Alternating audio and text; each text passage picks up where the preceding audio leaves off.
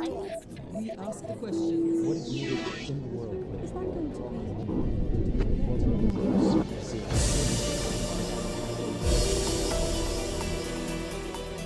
When Israel's Prime Minister visited Washington last week on the eve of the Purim holiday, he gave President Obama what he considered a symbolic gift, a copy of the Old Testament book of Esther.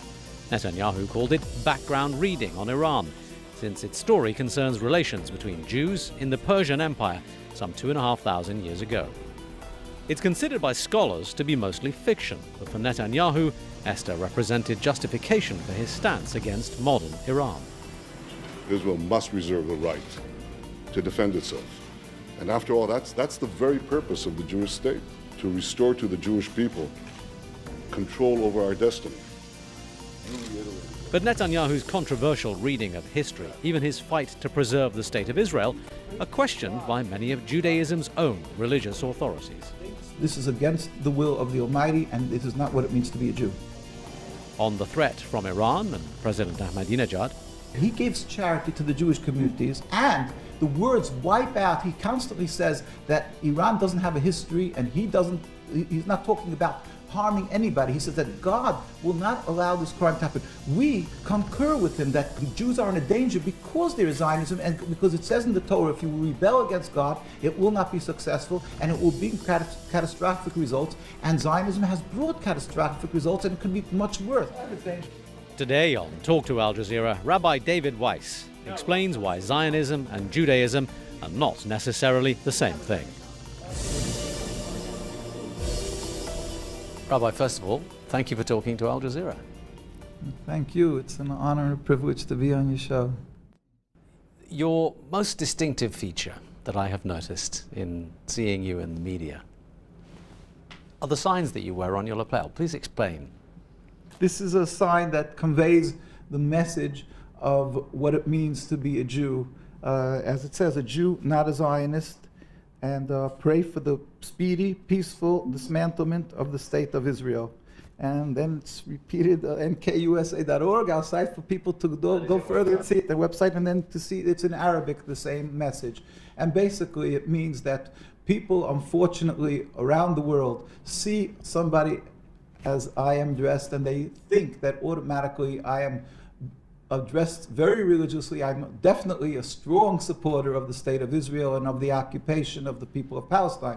And in truth, there could be nothing further from the truth. In truth, what you want is the speedy, peaceful dismantlement of the state of Israel. Because it's contradictory. Judaism is subservience to the Almighty, practiced for thousands of years, a covenant with God to be subservient to Him. And Zionism is a new movement, a relatively new movement, a transformation from the religion into a base, materialistic, nationalistic movement to have a piece of land which is forbidden for the Jewish people. Okay, we'll have to unpick this piece by piece, I think, because for most people, the idea of the state of Israel is fixed within a very rigid framework, and what they understand about the existence of Israel is by and large very uniform, at least according to what you read in newspapers. So let me try and get your position clear on this. What you're saying is that the existence of Israel is somehow against your religion. The Jewish religion forbids, since the destruction of the temple 2,000 years ago, we were given an edict, a decree by God, it's a prophecy of King Solomon, that we are not to attempt to recreate our sovereignty. Even 1 inch of Jewish sovereignty, even in an uninhabited land, is expressly forbidden. And Jews wait for the day when God will make a miracle, where all humanity will serve Him in harmony. We won't have to convince an atheist that there is a God. Everybody will recognize God, and then we will all go up and serve Him. Prior to that event, we are expressly forbidden to try to attempt to make any Jewish nationalism sovereignty, and this was respected and upheld by Jews throughout the trials and tribulations of the Inquisition, the Crusades, and every time period of Judaism when they were easily capable of buying land. They never did it because they understood this is against the will of the Almighty, and this is not what it means to be a Jew. Once again, this is not an opinion that you hear expressed very often. Are you in a minority? Is this simply your reading of the Torah? No, this is the view of Judaism and Jews who are practicing the religion who are around the world, you will find invariably any religious community that is very religious. We carry around, first we have called the rabbis speak out. This is the leaders of Judaism from Sephardic, Ashkenazic, in other words, European, Middle Eastern, any country. The rabbis, when Zionism came, the concept of Zionism was developed, the Jewish rabbinical authorities universally said, no, this is forbidden for us to do. The reason being that it is not the concept of subservience to God, it's a nationalism, and in its actions, when it comes into fruition, when they created the state, the concept of stealing from people, killing, stealing, is all forbidden according to the Torah. So in every facet, Zionism is a rebellion against the command of God. But what about the argument that a lot of them make, and that is that the Bible specifically says that this land was given to the Jewish people by God, and therefore it belongs to them? That is why Zionism decided, when they're making their national home, to make it in Palestine, because really the fathers of Zionism in the 1895, in the 1890s, when they made their first meetings, they discussed making their national home in Uganda, in Patagonia. And because they were anti-religious, Theodor Herzl, Ben Gurion, well, at that time Jabotinsky, Theodor Herzl, these people detested the religion. As we have a compilation of their writings in his own diary, Theodor Herzl wrote that Jews should convert to Christianity. That would be the solution to the Jewish problem. And it should be done in pride and music. On page 14 of his diaries, we will get to that with God's help. And he didn't circumcise his son. He wrote about this in the newspapers, that he's not circumcising his one son's hands. So they detested religion. They were looking for a practical area of that they would flourish, a land that would be fruitful, and to create a land. But then they realized that practically speaking, you need a massive backing as far as money goes, and the way to get that from the world is to go to Palestine and claim that they're doing God's will, that the beginning of God's redemption, and therefore people should support them, because in the Torah it says that God gave the Jewish people the land. But Zionism also claims exception because of the Holocaust. Now, you just attributed the phrase to Theodor Herzl, the solution to the Jewish problem, yes. And that will have raised ears all over the world, because that's the phrase that most people attribute to Hitler. Now, the idea that the Jews need a safe country in order to prevent the possibility of another Holocaust, in order to solve the persecution of Jews throughout millennia, is one of the founding principles of Israel. You don't think that holds any water either? The Holocaust was God's will, and we don't question God. God is compassionate and so forth, but we have to be introspective, understand why it came. We believe that God will be exacting with the punishment for the Nazis, but at the same time to take the issue of the Holocaust and to take that and to use it to rebel against God, when God specifically told us, do not attempt to make your own state, and to use that to take the land from the Palestinian people, is taking the people that died because they were Jewish, and to sort of dig them up and use them to rebel against God. It couldn't be anything worse for these people who died as Jews. But you have to understand that the desire to be with a like community, the desire to commune with people of the same religion is a very strong one, and to have a homeland has got to be emotional feeling. But you're also saying that a defining feature of being a Jew is exile. A defining feature is accepting that there is a ruler to the world who's compassionate, and it is medicine for the Jewish people, as Rabbi Samson Foherst, the head of the German community, wrote, that God is compassionate, and his will, since the destruction of the temple, was that he's good in his punishment. He wanted us to break our haughtiness, so he had us dispersed amongst the nations. At the same time, it was accomplishing a blessing for the world if we would be following the Judaism, because we are people who would be teaching the world of compassion, of serving God. So it serves twofold. It serves two purposes. But unfortunately, if we don't do what we're supposed to be doing as Jews, it doesn't accomplish that purpose. I am not a learned scholar of matters Jewish, so I can't argue with you, but I know there are many who would. There is a strain within Israel itself, within the state of Israel, started, I think, by Rabbi Kook, perpetuated by a number of names in modern Judaism, who say, no, it's perfectly compatible with the writings of the Torah that we have a state of Israel, and in fact, it not only makes political sense, it makes religious sense too.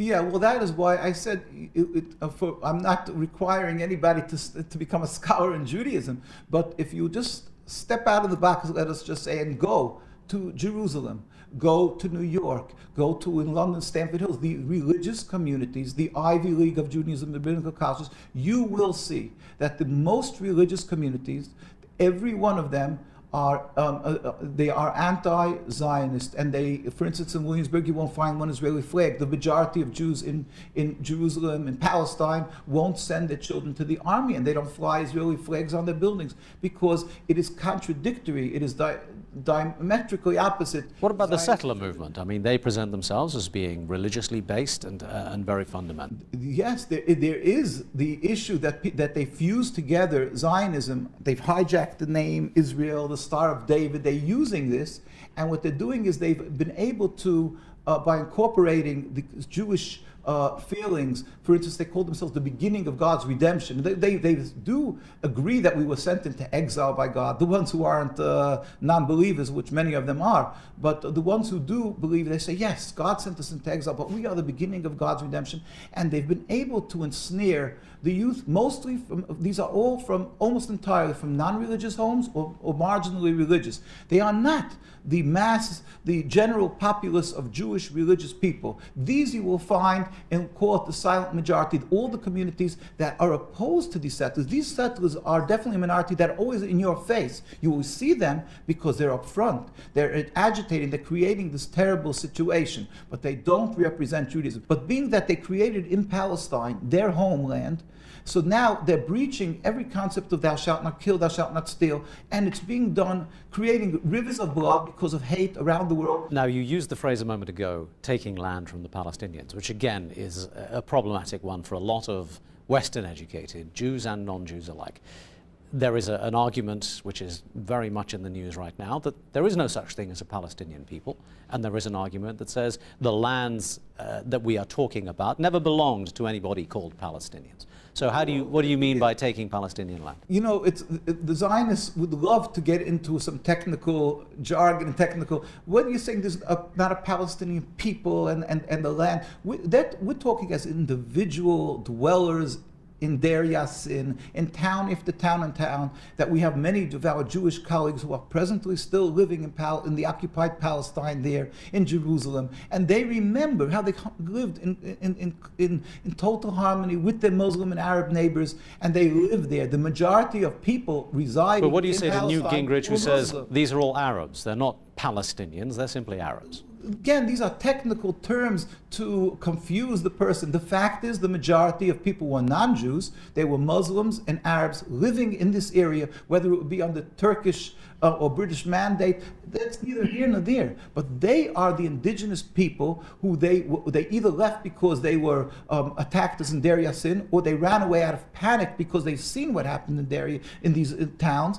And therefore, as a Jew, which is what people call human rights, we call godliness, we are forbidden to steal their land. So let me just paraphrase, if I could, what you've told us so far. The state of Israel has no legitimacy. It shouldn't exist at all. True. That Jews are responsible for rivers of blood, as you put it, in the Palestinian lands. That the Holocaust is not sufficient reason to override the basic Jewish premise that the Jews should not have a land of their own. I may not have quoted you entirely accurately, but even if someone like me were to even hint at thinking like that, I would be branded anti-Semitic. I would be vilified in the mainstream media. Yes, so the question is, are you anti-Semitic? That is the beautiful ploy of Zionism, that they can intimidate anybody who stands in opposition to their blatant, inhumane treatment of the Palestinians. And mind you, we will show you with God's help that they're brutally beating the Jewish inhabitants, who nobody can accuse us of being armed or militant. And yet, you can see that the Jews are brutally beaten simply because they're standing in Palestine, because there's masses, tens of thousands of Jews who stand out and demonstrate, and they get brutally beaten because they're opposing the existence of the state and they want the world to know They get this. brutally beaten by the Israeli state. By the Israeli, I mean, anybody could see it on our site and links, but you could just see, and simply they're standing there, non-militant, we never carry arms, and this is what happens. But the argument that you have made Yes. will be interpreted by the majority of people reading English language newspapers, watching English language television, as being prima facie anti-Semitic. How does that make you feel that what you believe to be Right. a true representation of your religion is being portrayed in the media as actually being completely contrary to that? Yeah, well, that's part of the tragedy that the media has been, unfortunately, we feel, sometimes owned and sometimes intimidated in a large manner by Zionism, in which they have media watch, just like they have AIPAC, that affects politicians, are fearful of speaking against the Zionist actions or whatever they do because they're labeled anti-Semitic. Anybody can go and to come to New York. We invite anybody who wants to come to Manhattan. I don't give visas, but anybody who comes to Manhattan goes across the bridge, and they'll see the largest Jewish communities. And here, this is in Washington, D.C., when President Obama, when Netanyahu came to visit President Obama. You'll see tens of thousands of Jews go out, demonstrate against the existence of the state of Israel and their actions, what they're doing. And nobody reports. Washington Post, New York Times, they've never reported. It's unbelievable. And when the Zionists make a little demonstration of 50 people, they're there. This is never seen. Okay. So, Sorry to keep interrupting. We're sort of running out of time a little bit. I want that you're saying that we're anti-Semitic. All the charitable organizations, all the Jewish growth and that flourishes is from these communities. And we, so not only we're not anti-Semitic, we are concerned about all the Jews. Are you for them. Are you a self-hating Jew then? Because we are concerned for the life and spiritual and physical of the Jewish people. We're saying they're causing bloodshed. Remove this impediment to peace, and we can live together, Muslims and Jews and Christians together in peace. We pray for the speedy and peaceful dismantlement of the state. One of the other observations that I would make, everything that you have said, in many ways, reflects, quite funnily enough, the views of President Ahmadinejad of Iran, whom you have just visited. Yeah. And he, of course, is vilified as being the most anti-Semitic man in the world right now, with the sole aim of wiping out Jews and the state of Israel. Now, you've spoken to him very recently. Is that a fair characterization? I'm not his lawyer. I'm not going to go into his heart, but the fact is, even Zionist papers admitted to the fact that he gives charity to the Jewish communities, and he says one thing: he has a problem with the oppression of the Palestinian people and the words "wipe out." He constantly says that Iran doesn't have a history, and he's not talking about harming anybody. He says that God will not allow this crime to happen. We concur with him that God. The Jews are in a danger because there is Zionism, and because it says in the Torah, if you rebel against God, it will not be successful, and it will bring catastrophic results. And Zionism has brought catastrophic results, and it could be much worse. You speak with great passion. You have supporting materials. You seem to dedicate a great deal of your life to this particular cause. A lot of people will look at you and go, well, just one perhaps slightly extreme, perhaps slightly misguided individual. I mean, do you get much personal attack? Do you actually feel that anyone is listening out there, given what we see in the media every day? Well, again, that is the point. We say Zionism, that they vilify, they ridicule. Other people they call anti-Semitic, us they call self-hating Jews and so forth. They ridicule us as being just some a nominal number. But we invite anybody to come and study for themselves the makeup of Jewish communities worldwide, and they will find that the Jewish communities that are practicing the religion properly around the world, without an exception, from Australia, which is in Melbourne, the most, to Argentina, and I was in all these communities, thank God. No, I wasn't in Australia, I'm sorry, in Argentina. We just share this same view. You clearly are very passionate about your beliefs, but you are also clearly fighting some fairly formidable forces in terms of the Zionist movement itself, the State of Israel, international Western opinion and all. Do you have much faith that your voice will be heard?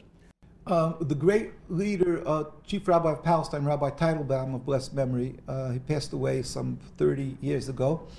People asked him, it's daunting, how do you stand against Zionism? So he said, I'm not in the minority, I'm with God. There's a God who rules the world, who's the most powerful, and therefore we stand strong. And anyway, at the end of the day, God will accomplish. God will do, and we believe we pray it will end. The state will end because it's a rebellion against God. We just pray it should happen speedily and peacefully. Don't be labeled anti-Semitic. If you stand up and urge the world that they should stand up for the people who are suffering in Palestine, in Gaza, and don't be intimidated, but clearly distinguish. Don't call it the Jewish state, and we could go on and live and serve God together in peace. Rabbi, thank you for talking to Al Jazeera. Thank you. It's an honor and a privilege. Thank you.